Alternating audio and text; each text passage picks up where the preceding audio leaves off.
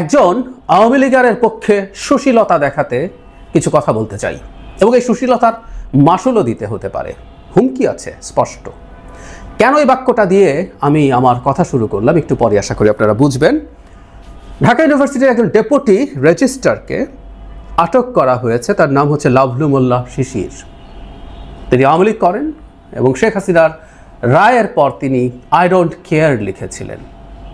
এরপর তার বাসায় গিয়ে স্টুডেন্টরা নানান কিছু করেন এবং শেষে তাকে পুলিশে নিয়ে যাওয়া হয় এবং ওখানে উদ্ভট ঘটনা ঘটেছে। মানে এই জিনিসগুলো শেখ হাসিনার আমলে হতো, ইয়াস। এবং এসব করে করে ভীষণ বদনাম হচ্ছে। আমাদের এইটুকু বোঝার জ্ঞান আমাদের বহু মানুষের নাই। নতুন নতুন সব বিপ্লবী এখন চারদিকে দেখি তো। যাই হোক, তিনি যখন, আমি একটা জাগো নিউজ থেকে পড়ছি, তাকে যখন ধরা হয়েছে সেখানে অনেকেই মন্তব্য করেছেন।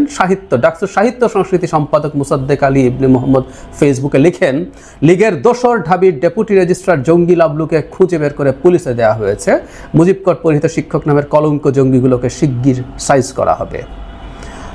সমাজসেবা সম্পাদক এবি জুবাইর লিখেছেন, হাসিনার পক্ষে পোস্ট দেওয়া ঢাবির ডেপুটি রেজিস্ট্রার কট, প্রত্যেকটা ইঁদুরকে এই গর্ত থেকে টেনে বের করা হবে, ওয়েট। ইন্টারেস্টিং মন্তব্য। আমি আমার শুরুর মন্তব্য আসলে ফাতিমা তাসনিম জুমার স্ট্যাটাস থেকে বলেছি। তিনি বলেছেন, পড়ি, লাভলুকে পুলিশের হাতে সোপর্দ করে এলাম। গণহত্যাকারী টিচারদের ব্যাপারে আমাদের সেম স্ট্যান্ডই থাকবে। তারপর বলছেন, ওনাদের নিয়ে কেউ সুশীলতা করলে তাদেরও হিসাব নেওয়া হবে। ইয়াস, আমি সুশীলতা করছি। জুমাকে বলছি, আমার বিরুদ্ধে একটু ব্যবস্থা নিন, আমি একটু আপনাদের ব্যবস্থা দেখতে চাই। এ জায়গায় কেউ তোষামদি বা ক্ষমতার লোভে আসিনি। আমরা 2000 শহীদের রক্তের ওপরে দাঁড়িয়ে তাদের জন্য ইনসাফ আনার শপথ নিয়ে এসছি। এখানে গাদ্দার ও গাদ্দারির কোনো স্থান নেই। আপনারা ইনসাফ আনছেন না জুমা। অনেক অনেক এই ডাকসু যেতে এটিতে অনেক হ্যাডাম হয়েছে সবার। এটা ইনসাফ না, এটা বেইনসাফি। ন্যূনতম সেন্স থাকলে তারা সেটা বুঝতে পারতেন এবং এই বেইনসাফি প্রতিষ্ঠা করা হচ্ছে। তিনি যে কথাটা লিখেছেন এটা কি খুব বেআইনি? এটা আসলে বেআইনি না। তার প্রমাণ হচ্ছে তাকে আদালতে নিয়ে গিয়ে তাকে পুলিশ অন্য একটা মামলায় তাকে অভিযুক্ত করেছে। সেটা হচ্ছে কি, নিষিদ্ধ ঘোষিত আওয়ামী লীগের মিছিলে তিনি নাকি ফাইন্যান্স করেছেন এবং এই মামলা হয়েছিল জুনে। যুগান্তরে এভাবেই লেখা আছে, ওখানে উনি অর্থায়ন করেছেন। অর্থায়ন করে যদি সেটার আসামি তিনি হয়ে থাকেন, উনি ঢাকা ইউনিভার্সিটিতে বসে আছেন, দায়িত্ব পালন করছেন, ধরা হয়নি কেন? এসব যে ইত্রামি আমরা বুঝতে পারি।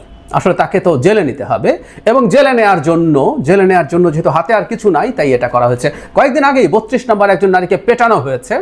তিনি আওয়ামী লীগ করেন, মুজিবের পক্ষে স্লোগান দিতে গেছেন, পরে তাকেও এই একটা হত্যা মামলা দিয়ে জেলে পাঠানো হয়েছে। এই জিনিসগুলো ইনসাফের আলাপ করে। ইনসাফের বোঝেন না এমন মানুষজন ইনসাফের আলাপ করেন। কেউ কেউ বলতে পারেন শেখ হাসিনাকে ইনসাফ করেছে। শেখ হাসিনা ইনসাফ করে নাই। আমরা এই জন্যই শেখ হাসিনাকে খেদাইছি, এই দেশে থাকতেই দেয়নি শেষ পর্যন্ত। পালিয়েছেন জীবন হাতে নিয়ে তিনি, তার সাঙ্গপাঙ্গ সহ বিরাট দল। কারণ আমরা ইনসাফ প্রতিষ্ঠা করতে চেয়েছিলাম। আমরা আমাদের শত্রুর জন্য ইনসাফ প্রতিষ্ঠা করতে গিয়েছিলাম। আমি মানি বাংলাদেশে বসে এখনো আওয়ামী লীগ করে যারা, আমি প্রচুর বলেছি, মানে আমি নিতে পারি না এখনো যে এই বিভৎসতার পরও জুলাই আগস্টকে আবার অনেকে ইতিহাস নিয়ে আসতে চান। শেখ হাসিনার বিরুদ্ধে, শেখ হাসিনার বর্বরতা, অসভ্যতার ইতিহাস তার পুরো টেনিওর জুড়ে ছিল, বছরের পর বছর ধরে ছিল। এরপরও বেশ কিছু মানুষ আওয়ামী লীগ সমর্থন করে।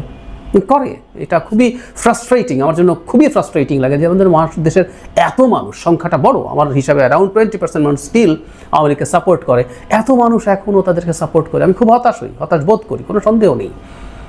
কিন্তু কেউ বেআইনি কোনো কাজ করছে কিনা নিশ্চিতভাবে সেটা দেখতে হবে। সো উনি যদি আই ডোন্ট কেয়ার লিখে থাকেন এই মামলার রায়ের পর, এটা কোনো বেআইনি কাজ ছিল, এটা আমাদের ভালো লাগবে না।